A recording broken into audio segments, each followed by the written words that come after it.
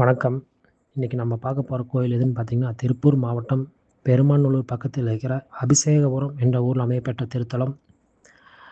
மூலவர் ஐராவதீஸ்வரர், தாயார் பார்த்தீங்கன்னா அபிஷேகவல்லி. 13ஆம் நூற்றாண்டைச் சேர்ந்த திருக்கோயில். இந்திரனோட வாகனமான ஐராவதம் வெள்ளை யானை வந்து சாப விமோசனம் பெற்ற திருத்தலங்க. சுக்கிரனுக்கு தனி சன்னதி இருக்குங்க. அது பக்கத்தில் பார்த்தீங்கன்னா அழகராஜ பெருமாள்ன்ட்டு மிக அருமையாக இருக்குங்க. நீங்கள் ஒரு டைம் இங்கே வந்து தரிசனம் பண்ணிட்டு போங்க.